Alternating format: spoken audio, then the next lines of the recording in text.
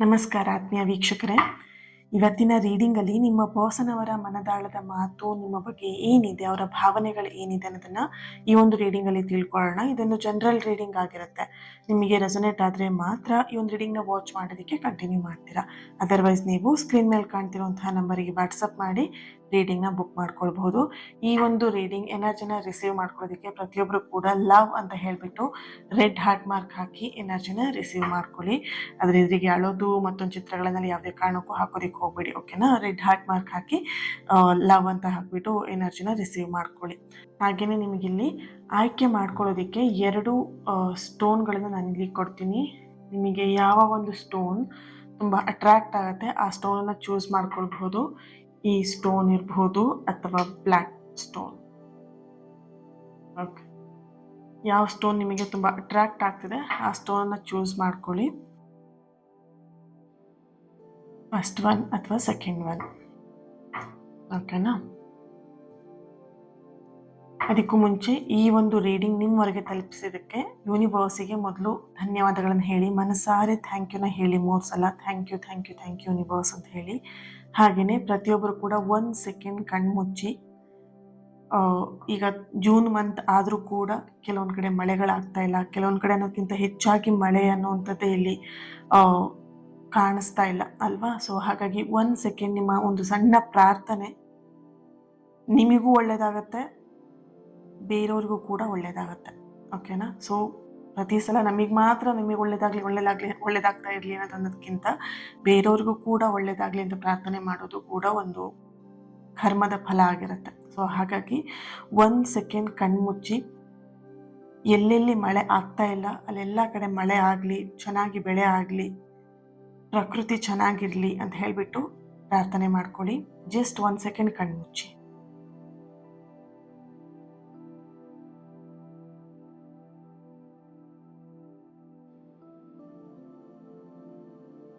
Okay, thank you.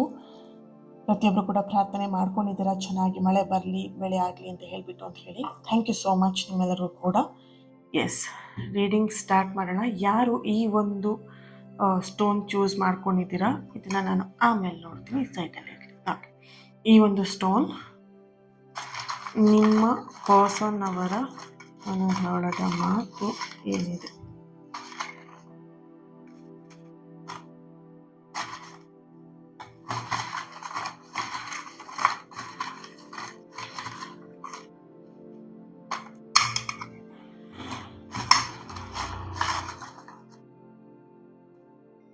Okay,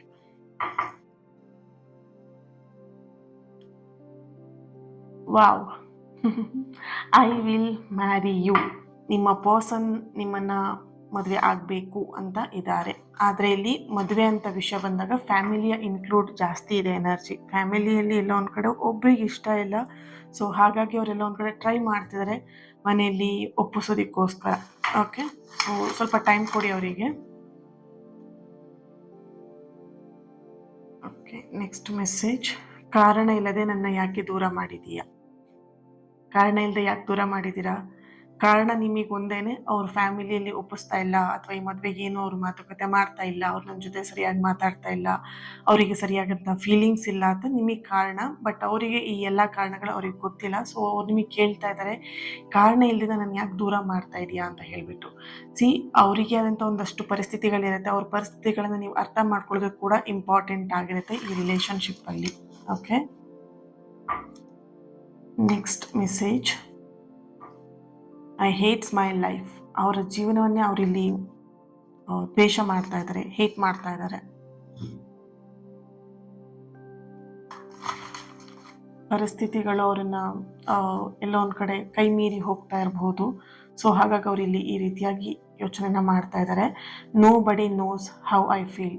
ನೋಡ್ಬೋದು ಅವರು ಯಾವ ರೀತಿಯಾಗಿ ಅವ್ರ ಲೈಫಲ್ಲಿ ನಡೀತಾ ಇದೆ, ಅಥವಾ ಅವ್ರು ಏನು ಫೀಲ್ ಮಾಡ್ತಿದ್ದಾರೆ ಯಾರಿಗೂ ಗೊತ್ತಿಲ್ಲ, ಅದು ನನಗೆ ಗೊತ್ತಿದೆ. ಈ ಒಂದು ರಿಲೇಷನ್ಶಿಪ್ಪಲ್ಲಿ ನೋ ಕಾಂಟ್ಯಾಕ್ಟ್ ಸಿಚುಯೇಷನ್ ಕೂಡ ಇರಬಹುದು, ಅಥವಾ ಸಪ್ರೇಷನ್ ಕೂಡ ಇರಬಹುದು. ಬಟ್ ಇಲ್ಲಿ ನಿಮ್ಮ ಪರ್ಸನ್ ತುಂಬಾ ಫೀಲ್ ಮಾಡ್ತಿದ್ದಾರೆ. ಅವರು ನಿಜವಾಗ್ಲೂ ನಿಮ್ಮನ್ನು ತುಂಬಾ ಮಿಸ್ ಮಾಡ್ಕೊಳ್ತಿರುವಂತಹ ಒಂದು ಎನರ್ಜಿ ಕೂಡ ಇದೆ ಇಲ್ಲಿ. Okay, don't worry, be happy. ನೋಡ್ಬೋದು. ಅವರಿಗೆ ಪ್ರಾಬ್ಲಮ್ ಆಗ್ತಿರ್ಬೋದು, ಅವ್ರ ಲೈಫಲ್ಲಿ ಏನೇ ನಡೀತಿರ್ಬೋದು, ಬಟ್ ಅವರಿಗೆ ಇರಬೇಕಾಗಿರೋದು ನೀವು ಚೆನ್ನಾಗಿರಬೇಕು. ನೀನು ಯಾವುದಕ್ಕೂ ಚಿಂತೆ ಮಾಡಬೇಡ, ನೀನು ಹ್ಯಾಪಿಯಾಗಿರು, ಎಲ್ಲದೂ ಕೂಡ ಸರಿ ಆಗತ್ತೆ. ಟೈಮ್ ಬಂದಾಗ ಪ್ರತಿಯೊಂದು ಕೂಡ ಸರಿ ಆಗತ್ತೆ. ಇಲ್ಲಿ ನೋಡ್ಬೋದು ನಿಮ್ಮ ಪರ್ಸನ್ ತುಂಬಾ ಟೈಮ್ ಬಿಲೀವ್ ಮಾಡೋದು ಅಥವಾ ಕೆಲವೊಂದಷ್ಟು ಸತ್ಯಗಳನ್ನು ಬಿಲೀವ್ ಮಾಡುವಂಥದ್ದು, ಈ ಥರದ ಎನರ್ಜಿ ಇದೆ. ಸೊ ಹಾಗಾಗಿ ನಿಮ್ಮ ಪರ್ಸನ್ ಕಂಪ್ಲೀಟ್ಲಿ ಅವ್ರಿಗೆ ಬೇಜಾರಾದರೂ ಪರವಾಗಿಲ್ಲ, ನೀವು ಖುಷಿಯಾಗಿರಬೇಕು ಅನ್ನೋವಂಥದ್ದು ಅವರ ಮನಸ್ಥಿತಿ. ಓಕೆನಾ? ಹಾಗಾಗಿ ನಿಮಗಿಲ್ಲಿ ಏನೇ ಪ್ರಾಬ್ಲಮ್ ಬಂದರೂ ಅಥವಾ ಏನೇ ಆದರೂ ಕೂಡ ನೀನು ಚಿಂತೆ ಮಾಡಬೇಡ, ಹ್ಯಾಪಿಯಾಗಿ ಇರು ಸಾರಿ ಹ್ಯಾಪಿಯಾಗಿರು ಅಂತೇಳಿ ನಿಮ್ಮ ಪರ್ಸನ್ ನಿಮಗೆ ಹೇಳ್ತಾ ಇದ್ದಾರೆ. ಓಕೆ, ಮೈ ಡ್ರೀಮ್ ಗರ್ಲ್, ನೀವು ಅವರ ಡ್ರೀಮ್ ಗರ್ಲ್ ಆಗಿದ್ದೀರಾ, ಡ್ರೀಮ್ ಬಾಯ್ ಕೂಡ ಆಗಿರಬಹುದು ನೀವು ಹುಡುಗಿ ನೋಡ್ತಾ ಇದ್ರೆ. ಓಕೆ,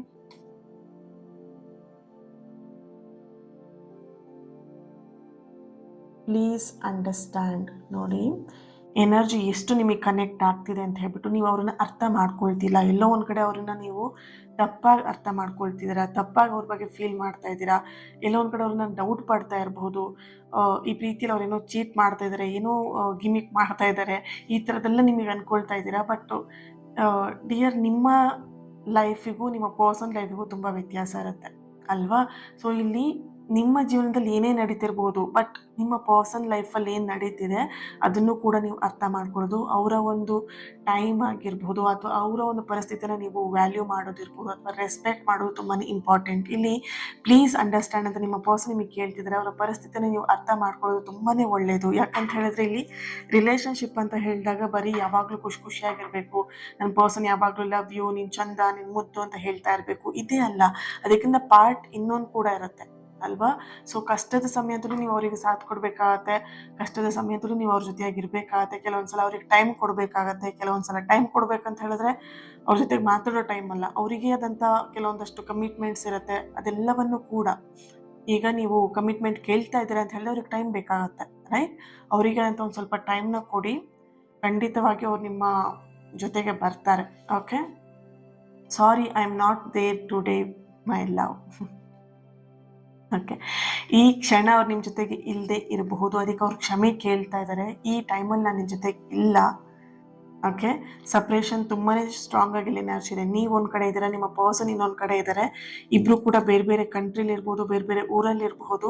ಬಟ್ ಇಲ್ಲಿ ನಿಮ್ಮ ಪರ್ಸನ್ ನಿಮ್ಮ ಹತ್ರ ಕ್ಷಮೆನ ಕೇಳ್ತಾ ಇದ್ದಾರೆ, ಈ ಒಂದು ಸಮಯದಲ್ಲಿ ನಾನು ನಿನ್ನ ಜೊತೆಗೆ ಇಲ್ಲ ಅಂತ ಹೇಳಿಬಿಟ್ಟು. ಓಕೆ, ಸೊ ಎಸ್, ನಿಮಗೆ ಏಂಜಲಿಂದ ಏನು ಗೈಡೆನ್ಸ್ ಬರುತ್ತೆ ಚೆಕ್ ಮಾಡೋಣ. ಏಂಜಲ್ ನಿಮಗೆ ಏನು ಹೇಳ್ತಾರೆ ಅಂತ.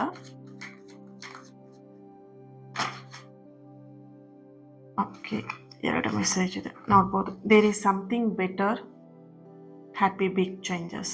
ಡೋಂಟ್ ವರಿ, ನಿಮ್ಮ ರಿಲೇಷನ್ಶಿಪ್ಪಲ್ಲಿ ಏನೇ ಪ್ರಾಬ್ಲಮ್ ಇರ್ಬೋದು, ಆ ಪ್ರಾಬ್ಲಮ್ ಎಲ್ಲದೂ ಕೂಡ ಕಂಪ್ಲೀಟ್ ಆಗಿ ಅದರಿಂದ ಹೊರಗೆ ಬರ್ತೀರಾ, ಪ್ರಾಬ್ಲಮ್ ಕ್ಲಿಯರ್ ಆಗುತ್ತೆ. ಸೊ ಹ್ಯಾಪಿ ಬಿಗ್ ಚೇಂಜಸ್ ಅಂತ ಬರ್ತಿದೆ. ಅರ್ಥ ಮಾಡ್ಕೊಳ್ಳಿ, ನಿಮ್ಮ ಲೈಫಲ್ಲಿ ಸರಿಯಾದಂಥ ಸಮಯದಲ್ಲೇ ನಿಮಗೆ ಪ್ರತಿಯೊಂದು ಕೂಡ ಚೇಂಜಸ್ ಆಗುತ್ತೆ. ಅದು ಕೂಡ ask for help from others ಬರ್ತಿದೆ ಬಾಟಮ್ ಆಫ್ ದ ಕಾರ್ಡ್. ಕೆಲವೊಬ್ಬರು ಸಹಾಯವನ್ನು ನೀವು ತಗೊಳ್ಳೋದು ತುಂಬಾ ಇಂಪಾರ್ಟೆಂಟ್. ಕೆಲವರ ಸಹಾಯನ ಕೇಳೋದ್ರಿಂದ ನಿಮ್ಮ ರಿಲೇಷನ್ಶಿಪ್ಪಲ್ಲಿ ಚೇಂಜಸ್ ಆಗುತ್ತೆ ಆ್ಯಂಡ್ ಬಿಗ್ ಹ್ಯಾಪಿ ಚೇಂಜಸ್ ಕೂಡ ನೀವು ನೋಡ್ತೀರಾ ಅನ್ನುವಂತಹ ಮೆಸೇಜ್ ಇಲ್ಲಿ ಬರ್ತಾ ಇದೆ. Thank you.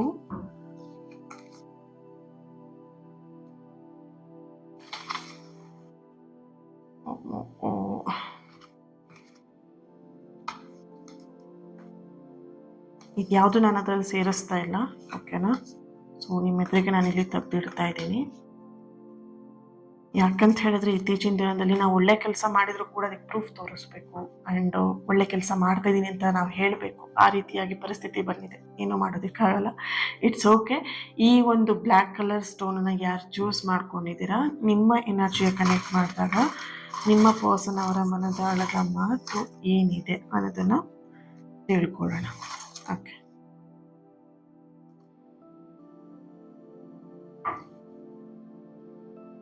It's hard to forget you that gives you so much remember.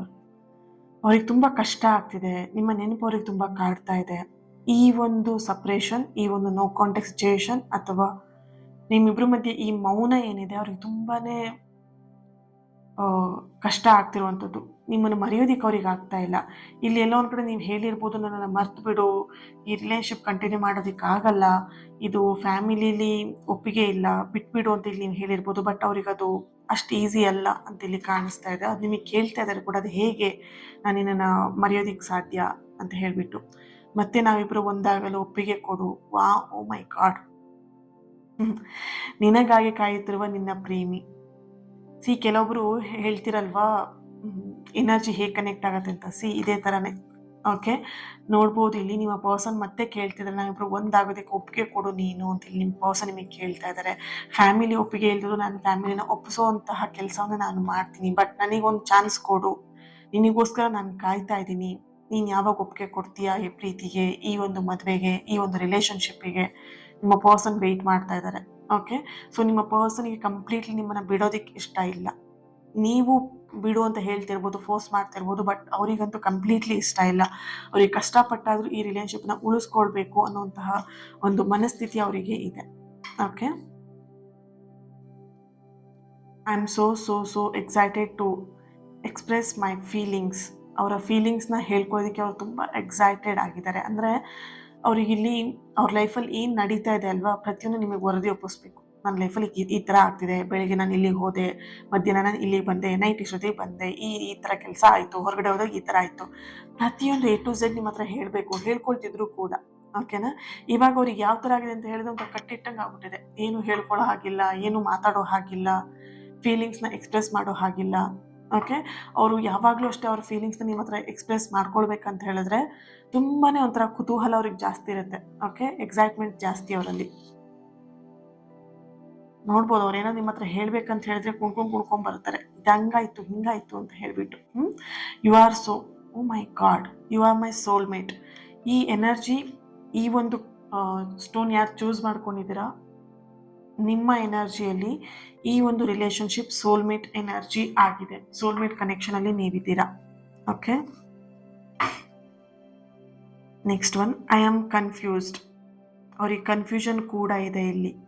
ನೀವು ಒಂದು ಕಡೆ ಬೇಡ ಹೇಳ್ತಿದ್ದೀರಾ, ಇನ್ನೊಂದು ಕಡೆ ಅವ್ರಿಗೆ ಬಿಟ್ಕೊಡೋಕ್ಕಾಗ್ತಾ ಇಲ್ಲ. ಅವರ ಒಂದು ಫ್ಯಾಮಿಲಿಲಿ ಆ ಹುಡುಗಿ ಮನೆಯಲ್ಲೇ ಬೇಡ, ಹುಡುಗಿ ಅಥವಾ ಹುಡುಗನ ಮನೆಯಲ್ಲೇ ಬೇಡ ಅಂತ ಹೇಳ್ತಿದ್ರೆ, ನೀನು ಯಾಕೆ ಇಷ್ಟು ಫೋರ್ಸ್ ಮಾಡ್ತಾ ಇದೆಯಾ. ಅವ್ರಿಗೆ ಎಲ್ಲೊಂದು ಕಡೆ ಫ್ಯಾಮಿಲಿನ ಪ್ರೆಷರ್ ಹಾಕ್ತಾ ಇರ್ಬೋದು. ಸೊ ಎಲ್ಲೊಂದು ಕಡೆ ಅವ್ರಿಗೆ ಕನ್ಫ್ಯೂಷನ್ ಕೂಡ ಆಗ್ತಿದೆ. ನೀವು ಈ ಕಡೆ ಒಂದ್ಸಲ ಮಾತಾಡ್ಬಿಡ, ಮರ್ತ್ಬಿಡು ಹೇಳ್ತೀರಾ, ಮತ್ತೆ ಅವ್ರನ್ನ ಕಾಂಟ್ಯಾಕ್ಟ್ ಮಾಡ್ತೀರಾ. ಇಲ್ಲಿ ಏನು ನಡೀತಾ ಇದೆ ರಿಲೇಷನ್ಶಿಪ್ಪಲ್ಲಿ ಅವ್ರಿಗೆ ಗೊತ್ತಾಗ್ತಾ ಇಲ್ಲ.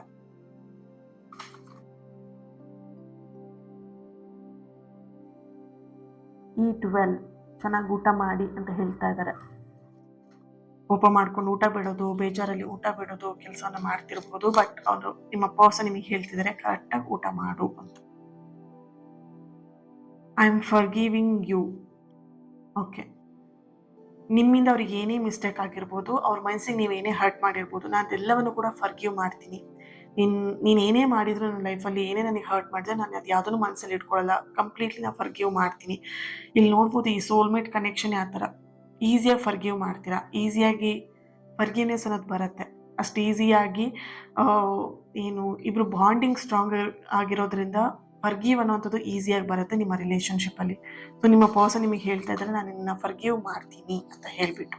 ಓಕೆ, ಸದಾ ನಿನ್ನ ಕೈ ಹಿಡಿದು ನಡೆಯಲು ಬಯಸುವ ಇಂತಿ ನಿನ್ನ ಪ್ರೀತಿಯ ಕಂಪ್ಲೀಟ್. ಅವರಿಗೆ ನಿಮ್ಮನ್ನ ಬಿಟ್ಟು ನಿಮ್ಮ ಜಾಗದಲ್ಲಿ ಬೇರೆಯವ್ರನ್ನ ಕರ್ಕೊಂಬರೋದಕ್ಕೆ ಅವರಿಗೆ ಕಂಪ್ಲೀಟ್ಲಿ ಇಷ್ಟ ಇಲ್ಲ. ಓಕೆನಾ, ಯಾವಾಗಲೂ ಅವ್ರು ನಿಮ್ಮ ಜೊತೆಗಿರೋದಕ್ಕೆ ಬಯಸ್ತಾರೆ, ನಿಮ್ಮ ರಿಲೇಷನ್ಶಿಪ್ಪಲ್ಲಿ ಇರೋದಕ್ಕೆ ಬಯಸ್ತಾರೆ.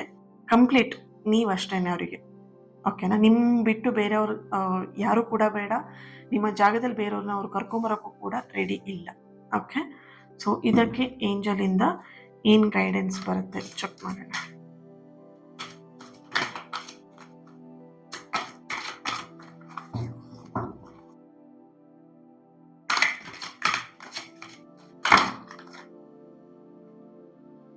ಪೀಸ್ಫುಲ್ ರೆಸಲ್ಯೂಷನ್ ಬರ್ತಿದೆ. ಓ ಮೈ ಗಾಡ್, ನಿಮಗೂ ಬಂತು big happy changes within the next few months. Within the next few ಮಂತ್ಸಲ್ಲಿ ಒಂದು ಚೇಂಜಸ್ನ ನೋಡ್ತೀರಾ ನಿಮ್ಮ ರಿಲೇಷನ್ಶಿಪ್ಪಲ್ಲಿ. ಏನಾದರೂ ಫ್ಯಾಮಿಲಿ ಒಪ್ತಾ ಇಲ್ಲ ಅಂತ ಹೇಳಿದ್ರೆ ಫ್ಯಾಮಿಲಿ ಒಪ್ಪುವಂಥ ಸಾಧ್ಯತೆ ಕೂಡ ಇದೆ. ಫ್ಯಾಮಿಲಿನ ಕನ್ವಿನ್ಸ್ ಮಾಡಿ ಒಪ್ಸೋವಂಥ ಸಾಧ್ಯತೆ ಕೂಡ ಇದೆ. ಡೋಂಟ್ ವರಿ, ಪೀಸ್ಫುಲ್ ರೆಸಲ್ಯೂಷನ್ ಬರ್ತಿದೆ. ಪೀಸ್ಫುಲ್ ಆಗಿರಿ. ಏನೇ ಆದರೂ ಕೂಡ ಅದನ್ನು ಸಮಯಕ್ಕೆ ಬಿಟ್ಬಿಡಿ. ಅದೆಲ್ಲದೂ ಕೂಡ ಹೇಗೆ ಬೇಕೋ ಅದಕ್ಕೆ ರೆಡಿ ಮಾಡಿ ಸಮಯ ನಿಮಗೆ ತಂದು ಕೊಡುತ್ತೆ. Okay, so thank you so much. ಈ ಒಂದು ರೀಡಿಂಗ್ ನಿಮ್ಮೆಲ್ಲರಿಗೂ ಕೂಡ ಕನೆಕ್ಟ್ ಆಗಿದೆ, ರೆಸೊನೇಟ್ ಆಗಿದೆ ಅಂತ ಹೇಳಿ ಭಾವಿಸ್ತೀನಿ. ಆ್ಯಂಡ್ ಈ ಒಂದು ರೀಡಿಂಗ್ಗೆ ಲೈಕ್ ಮಾಡಿ, ಶೇರ್ ಮಾಡಿ, ಲವ್ ಅಂತ ಹೇಳಿಬಿಟ್ಟು ರೆಡ್ ಹಾರ್ಟ್ ಮಾರ್ಕ್ ಹಾಕಿ ಎನರ್ಜಿನ ರಿಸೀವ್ ಮಾಡ್ಕೊಳ್ಳಿ. ಹಾಗೇನೆ ಇವತ್ತಿನ ದಿನ ಯಾರೂ ಬರ್ತ್ಡೇ ಆ್ಯನಿವರ್ಸರಿನ ಸೆಲೆಬ್ರೇಟ್ ಮಾಡ್ಕೊಳ್ತಿದ್ರ ನಿಮಗೆಲ್ಲರಿಗೂ ಕೂಡ ಒಳ್ಳೆಯದಾಗಲಿ. ಆ್ಯಂಡ್ ನಿಮ್ಮ ಸಕಾರಾತ್ಮಕವಾಗಿರುವಂತಹ ಎಲ್ಲ ಆಸೆ ಕನಸುಗಳು ಆದಷ್ಟು ಬೇಗ ನೆರವೇರಲಿ ಅಂತ ಹೇಳಿ ಪ್ಲಸ್ ಮಾಡ್ತಾ, ಹೀಲ್ ಮಾಡ್ತಾ ಇನ್ನೊಂದು ರೀಡಿಂಗಲ್ಲಿ ನಾನು ಸಿಗ್ತೀನಿ. ಅಲ್ಲಿವರೆಗೆ lots of love. Thank you so much. ನಿಮ್ಮ ಪ್ರೀತಿ, ನಿಮ್ಮ ಸಪೋರ್ಟ್ ಇನ್ನಷ್ಟು ಪಾಸಿಟಿವ್ ರೀಡಿಂಗ್ನ ನಿಮ್ಮ ಎದುರಿಗೆ ತರೋದಕ್ಕೆ ಯೂಸ್ಫುಲ್ ಆಗುತ್ತೆ. ಓಕೆನಾ? ಸೊ ಎಸ್, ಕನೆಕ್ಟ್ ಆಗಿ ನನ್ನ ಜೊತೆಗೆ ಪ್ರತಿಯೊಬ್ಬರು ಕೂಡ ನನ್ನ ಪ್ರತಿನಿತ್ಯದ ಪ್ರಾರ್ಥನೆಯಲ್ಲಿ, ನನ್ನ ಹೀಲಿಂಗಲ್ಲಿ ನೀವು ನನ್ನ ಜೊತೆಯಾಗಿರ್ತೀರಾ. ಆ ಒಂದು ಕನೆಕ್ಷನ್, ಆ ಒಂದು ಹೀಲಿಂಗ್ ಎನರ್ಜಿ ನಿಮಗೆ ಸಿಗ್ಬೇಕಂತ ಹೇಳಿದ್ರೆ ನನ್ನ ಜೊತೆ ಕನೆಕ್ಟ್ ಆಗಿರ್ಬೇಕಾಗತ್ತೆ. ಓಕೆನಾ? ಸೊ ಇವಾಗ ನಾನು ನಿಮಗೆ ಮೆಸೇಜ್ ಮಾಡಬೇಕು ಅಥವಾ ನಿಮಗೆ ಕಾಂಟ್ಯಾಕ್ಟ್ ಮಾಡಬೇಕಂದ್ರೆ ನಿಮ್ಮ ನಂಬರ್ ಬೇಕು. ಹಾಗೇನೆ ನಾನು ಇವಾಗ ಯಾರು ಸೌಮ್ಯಂಗೆ ನಾನು ಮಾತಾಡಬೇಕು, ಸೌಮ್ಯ ಅನ್ನೋದು ಸುಮಾರು ಜನ ಇರ್ತಾರೆ. ಅವ್ರಿಗೆ ಕಾಂಟ್ಯಾಕ್ಟ್ ಮಾಡ್ಬೇಕಂದ್ರೆ ಅವ್ರ ನಂಬರ್ ನನಗೆ ಸಿಗಬೇಕು ಅಲ್ವಾ? ಏನು ಸುಮ್ಮನೆ ಹೇಳಿದ್ದು ಸೌಮ್ಯ ಅಂತ, ಯಾರು ಸೌಮ್ಯ ಇಲ್ಲ, ಜಸ್ಟ್ ಎಕ್ಸಾಂಪಲ್ ಹೇಳಿದ್ದು ಅಷ್ಟೇ. ಓಕೆನಾ? ಸೊ ಹಾಗೆ ನನ್ನ ಜೊತೆ ನೀವು ಕನೆಕ್ಟ್ ಆದಾಗ ಖಂಡಿತವಾಗಿಯೂ ಆ ಹೀಲಿಂಗ್ ಎನರ್ಜಿ ತಲುಪುತ್ತೆ. Thank you. God bless you all. Thank you.